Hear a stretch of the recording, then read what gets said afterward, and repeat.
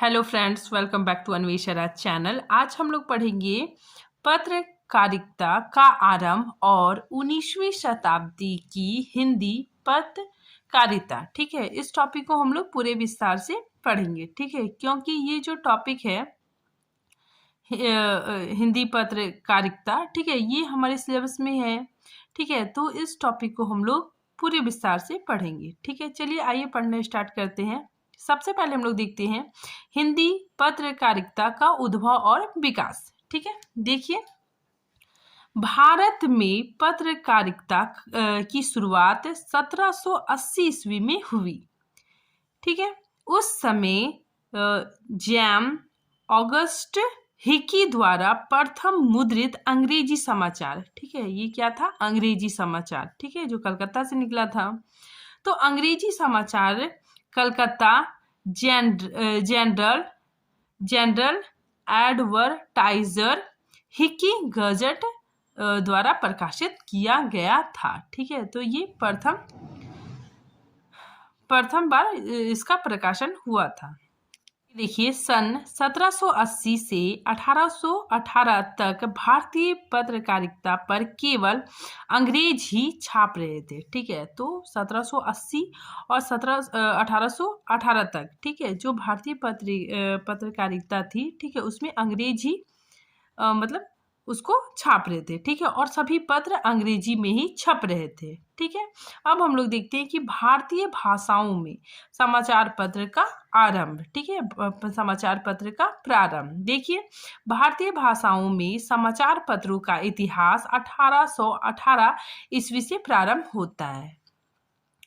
आगे देखिए, पहला भारतीय समाचार पत्र 1816 ईस्वी में कलकत्ता में गंगाधर भट्टाचार्य द्वारा बंगाल गजट नाम से निकला। ठीक है, तो ये काफी इंपॉर्टेंट है। ठीक है, सबसे पहले बंगाल गजट नाम से निकला। ठीक है, देखिए बंगाल गजट से संबंधित महत्वपूर्ण तथ्य। ठीक है, तो इससे संबंधित महत्वपूर्ण तथ्यों को देखते हैं। देखिए यह साप्ताहिक समाचार पत्र था। ठीक है, यह अंग्रेजी भाषा में छपा था। ठीक है, इसका प्रकाशन 1816 ईस्वी में हुआ था और यह कलकत्ता से प्रकाशित हुआ था। ठीक है, और इसके संपादक गंगाधर भट्टाचार्य थे। अब देखिए 19वीं शताब्दी की पत्रकारिता। ठीक है, अब हम लोग 19वीं शताब्दी की पत्रकारिता को देखते हैं। देखिए 19वीं शताब्दी की हिंदी पत्रकारिता को 3 चरणों में बांटा जा सकता है। ठीक है, देखिए प्रथम उत्थान, ठीक है, 1826 से लेकर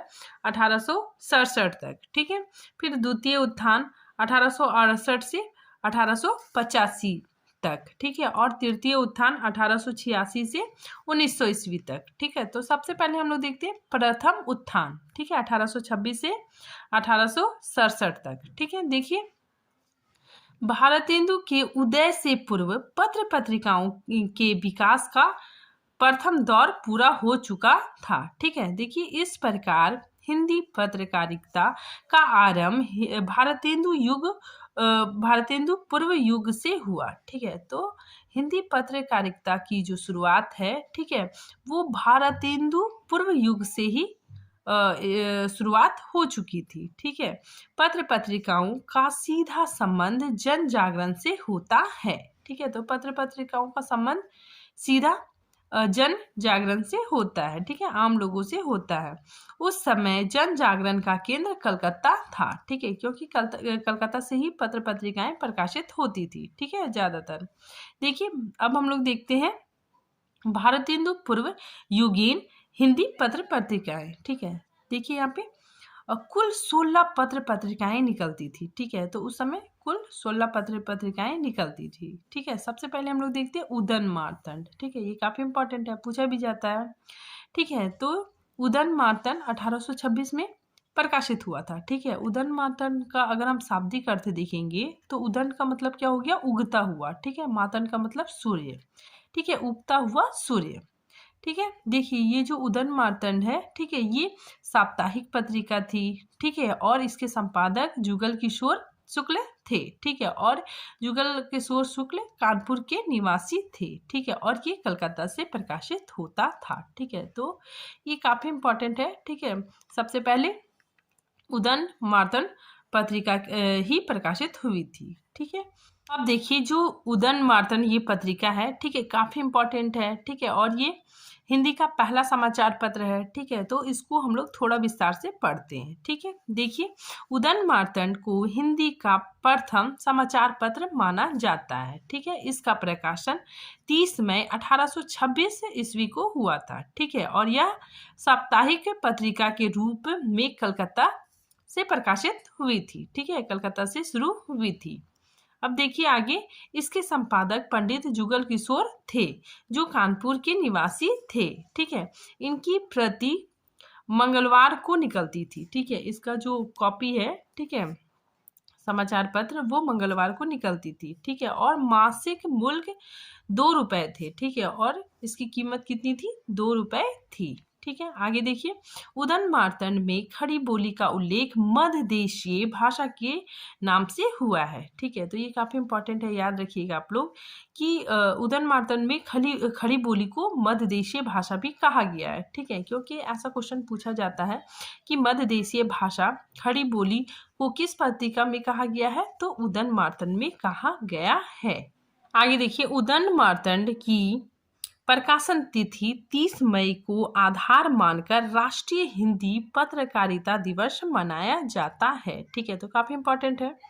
ठीक है, मतलब राष्ट्रीय हिंदी पत्रकारिता दिवस कब मनाया जाता है? तो 30 मई को मनाया जाता है। ठीक है, क्योंकि उदन मार्तंड का प्रकाशन भी 30 मई 1826 ईस्वी में हुई थी। ठीक है, फिर आगे देखिए, 4 सितंबर 1827 को इसकी अंतिम प्रति प्रकाशित हुई थी। ठीक है, जिसमें संपादक ने लिखा था, क्या लिखा था? देखिए, आज दिवस लो उग चुकियो मार्तंड उदंड अस्ताचल को जात है दिनकर दिन अब अंत। ठीक है, तो इस दिन 4 सितंबर और 1827 को ये पत्रिका बंद हो गई थी। ठीक है, और इस दिन संपादक ने ये लाइन लिखा था। ठीक है, फिर आगे देखिए, बंगदूत। ठीक है, बंगदूत का प्रकाशन कब हुआ था? 1829 ईस्वी में। ठीक है, देखिए बंगदूत इसके संपादक कौन थे? राजा राम मोहन राय थे। ठीक है, और ये जो बंगदूत पत्रिका है,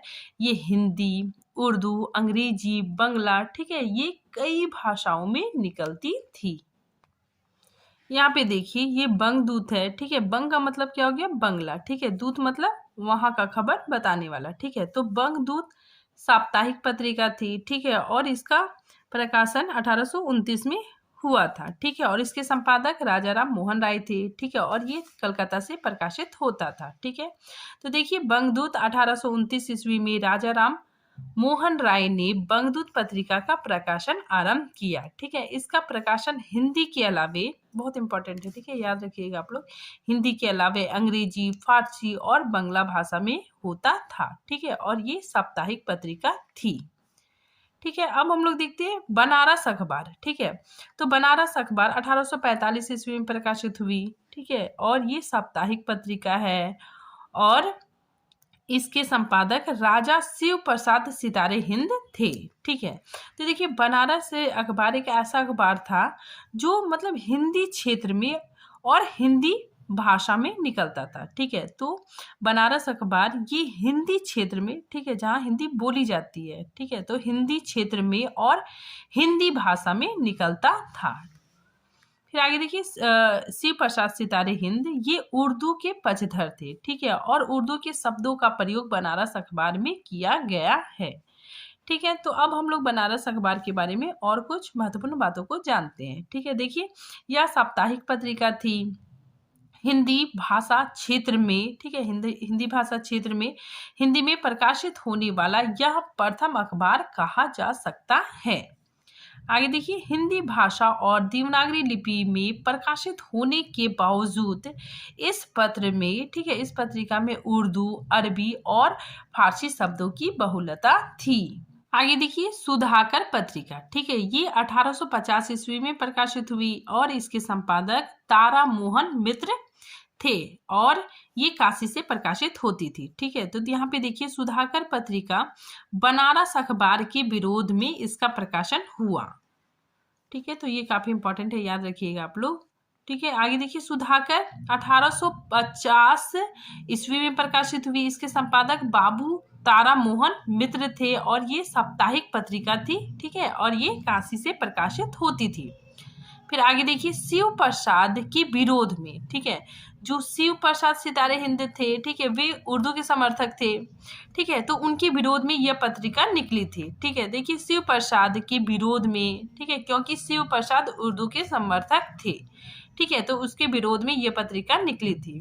फिर आगे देखिए यह बंगला और हिंदी दोनों भाषाओं में प्रकाशित होती थी। ठीक है, 1853 ईस्वी में यह बंगला में छपना बंद हो गया और सिर्फ हिंदी भाषा में प्रकाशित होने लगा।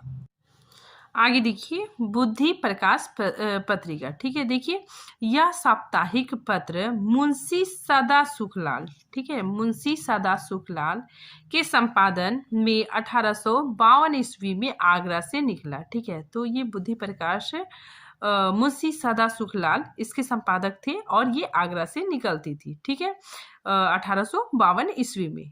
ठीक है, नेक्स्ट देखिए समाचार सुधा वर्षन 1845 ईस्वी में ये प्रकाशित हुआ और इसके संपादक श्याम सुंदर सेन, ठीक है, श्याम सुंदर सेन थे और ये कलकत्ता से प्रकाशित होती थी।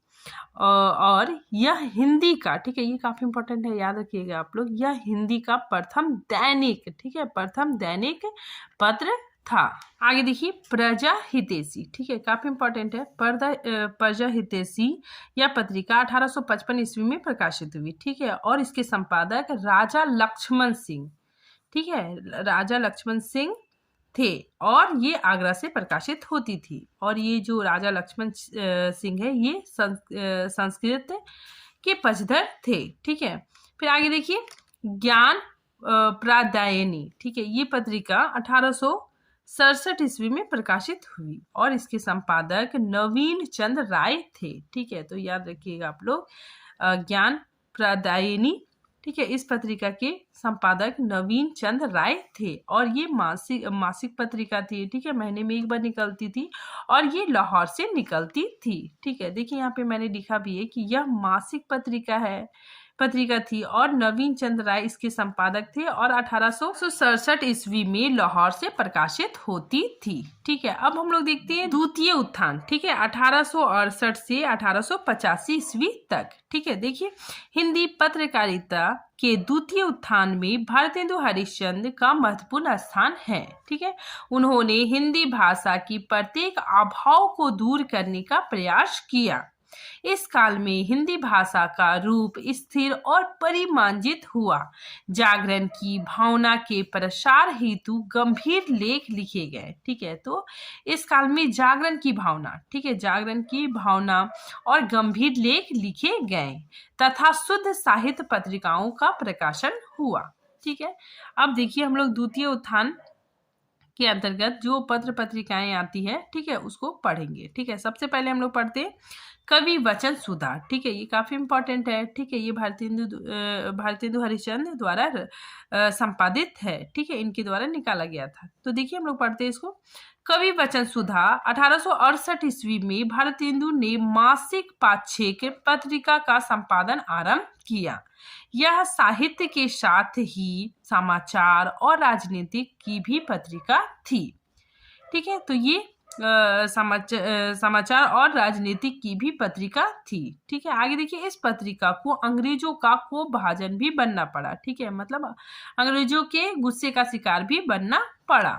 आगे देखिए इस कोपभाजन का जिक्र भारतेंदु ने अपने नाटक भारत दुर्दशा 1800 ईस्वी में किया है। ठीक है, तो भारतेंदु जी ने इस कोपभाजन, ठीक है, का जिक्र भारत दुर्दशा, उनकी एक नाटक है भारत दुर्दशा, ठीक है, जो 1880 में रचित था। ठीक है, तो भारत दुर्दशा में देखने को मिलता है। ठीक है, नेक्स्ट देखिए हरिश्चंद्र मैगजीन। ठीक है, देखिए भारतेंदु ने 1873 ईस्वी में हरिश्चंद्र मैगजीन मासिक पत्रिका का संपादन प्रारंभ किया। ठीक है, बाद में इसका नाम हरिश्चंद्र चंद्रिका हो गया। ठीक है, तो इन्होंने सबसे पहले हरिश्चंद्र मैगजीन निकाला। ठीक है, फिर बाद में इसको चेंज करके इसको बदलकर हरिश्चंद्र चंद्रिका कर दिया। ठीक है, फिर आगे देखिए, यह मासिक पत्रिका थी। ठीक है, तो ये क्या था, महीना में एक बार निकलता था। ठीक है, मासिक पत्रिका थी और इसका मूल स्वर देशभक्ति और अंग्रेजी शासन की गलतियों को उजागर करना था। ठीक है, तो इस पत्रिका का मूल स्वर देशभक्ति था। ठीक है, और अंग्रेजी शासन की जो गलतियां थी, ठीक है, उसको उजागर करना था। ठीक है, आगे देखिए, इस पत्रिका में अति वैश्य संवाद प्रकाशित हुआ।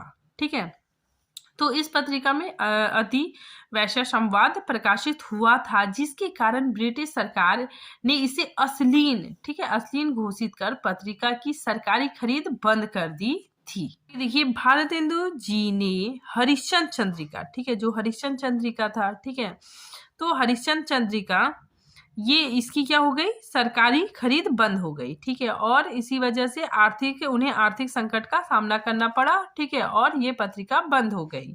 ठीक है, तो इसी चीज को यहाँ पे लिखा हुआ है, देखिए, भारतेंदु जी ने हरिश्चंद्र चंद्रिका का स्वतंत्र अस्तित्व आर्थिक संकट के कारण खत्म हो गया। ठीक है, ये पत्रिका बंद करना पड़ गया। ठीक है, क्योंकि इसमें आर्थिक संकट आ गया। ठीक है, क्योंकि इस पत्रिका को जो ब्रिटिश सरकार ने, ठीक है, इस पत्रिका की सरकारी खरीद बंद कर दी। ठीक है, फिर देखिए, और फिर मोहन चंद्रिका नाम से फिर से इसका प्रकाशन हुआ। ठीक है, तो भारतेंदु हरिश्चंद्र जी ने फिर मोहन चंद्रिका नाम से फिर से प्रकाशन इसका प्रारंभ किया। ठीक है, फिर आगे देखिए, मोहनलाल विष्णुलाल पांड्या ने मोहन चंद्रिका, ठीक है, मोहन चंद्रिका का चलाने का दायित्व संभाला।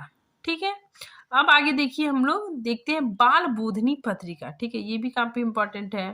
तो देखिए, बाल बोधनी पत्रिका भारतेंदु ने महिलाओं के लिए, ठीक है, महिलाओं के लिए 1874 ईस्वी में काशी से बाल बोधनी पत्रिका का प्रकाशन आरंभ किया। ठीक है, यह पत्रिका 4 वर्षों के बाद बंद हो गया।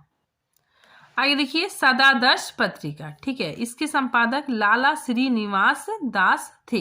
ठीक है, और ये काशी से प्रकाशित होती थी और यह मासिक पत्रिका थी। ठीक है, और इसका प्रकाशन 1874 ईस्वी में हुआ था। ठीक है, नेक्स्ट देखिए, भारत बंधु। ठीक है, ये भी काफी इंपॉर्टेंट है।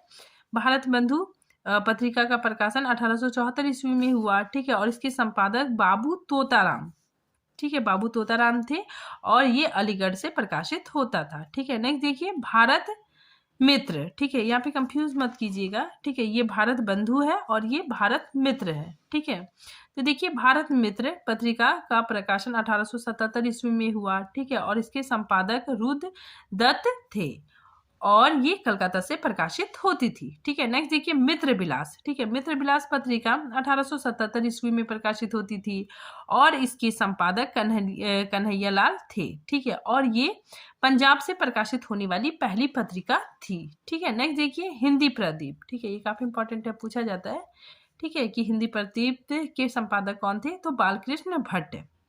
ठीक है, देखिए, 1 सितंबर 1877 को प्रयाग से, ठीक है, ये प्रयाग से निकलता था और इसके संपादक बालकृष्ण भट्ट थे। ठीक है, और ये मासिक पत्रिका थी और इसका उद्घाटन भारतेंदु जी ने ही किया था। फिर आगे देखिए, हिंदी प्रदीप के मुख पृष्ठ पर लिखा था। ठीक है, उसके मुख पृष्ठ पर ये लाइन लिखा हुआ आता था। ठीक है, और ये पंक्ति भारतेंदु जी की ही थी। ठीक है, तो ये लाइन क्या है, देखिए, शुभ सरस देश स्नेह पूरित प्रकट होए आनंद भरे। ठीक है, तो ये लाइन हिंदी पत्रिका के मुख पृष्ठ पर लिखा होता था। आगे देखिए, 1909, ठीक है, 1909 अप्रैल के चौथे अंक में माधव शुक्ल ने बम क्या है, ठीक है, नामक कविता लिखी। ठीक है, जो अंग्रेज सरकार को नागवार लगी। ठीक है, मतलब अंग्रेज सरकार को बुरा लगा। ठीक है, और उन्होंने पत्रिका पर 3000 रुपए का जुर्माना लगा दिया। ठीक है, इसी वजह से क्या हुआ कि बालकृष्ण भट्ट घोर आर्थिक संकट में आ गए। ठीक है, और अंततः उन्हें विवश होकर यह पत्रिका बंद करना पड़ा। देखिए, आनंद कादम्बिनी। ठीक है, देखिए, ये काफी इंपॉर्टेंट है।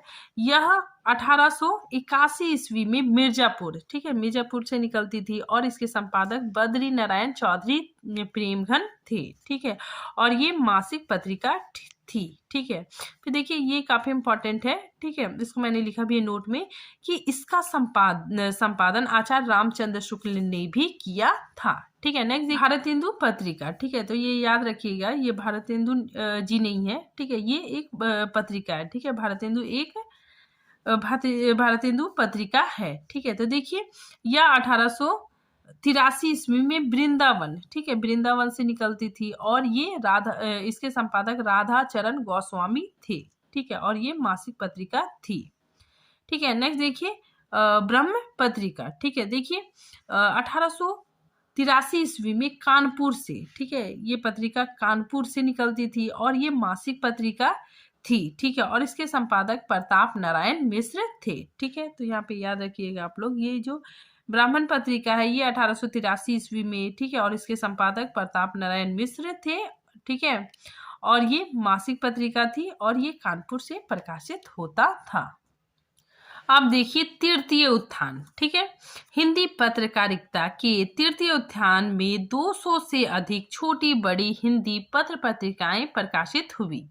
इसमें हिंदी भाषा की शक्ति और लोकप्रियता का बोध होने के साथ साथ देशव्यापी जन जागरण की सूचना भी मिलती है। ठीक है, देखिए इस युग के प्रमुख पत्रिकाएं कौन कौन सी थी। ठीक है, आर्यावर्त, ठीक है, रहस्य चंद्रिका, फिर साहित्य सुधा निधि, ठीक है, नागरी पहचानी पत्रिका, फिर उपन्यास और सरस्वती पत्रिका। ठीक है, ये सारे तृतीय उत्थान की महत्वपूर्ण पत्र पत्रिकाएं हैं। ठीक है, सबसे पहले हम लोग पढ़ते हैं साहित्य सुधा निधि। ठीक है, तो साहित्य सुधा निधि का प्रकाशन 1893 ईस्वी में हुआ। ठीक है, और इसके संपादक देवकी नंदन खत्री थे।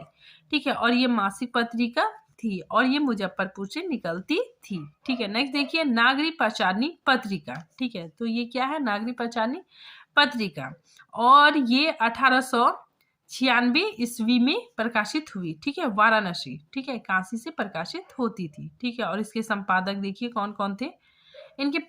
इसके मतलब लगभग 5 लोग इसके संपादक थे। ठीक है, कौन कौन है देखिए, श्याम सुंदर दास, सुधाकर द्विवेदी, फिर कालिदास। ठीक है, नेक्स्ट राधा कृष्ण दास थे। ठीक है, फिर आगे चलकर इसके प्रमुख संपादकों में रामचंद्र शुक्ल, रामचंद्र वर्मा, गौरी शंकर, हीराचंद ओझा, ठीक है, चंद्रधर शर्मा गुलेरी आदि का नाम प्रमुख है। ठीक है, और देखिए आगे नेक्स्ट नागरी पहचानी पत्रिका एक शोध पत्रिका थी। ठीक है, तो नागरी पहचानी पत्रिका क्या थी, एक शोध पत्रिका थी। ठीक है, इसमें भाषा, ठीक है, इस पत्रिका में भाषा, अनुसंधान, साहित्य एवं समालोचन संबंधी लेख रहते थे।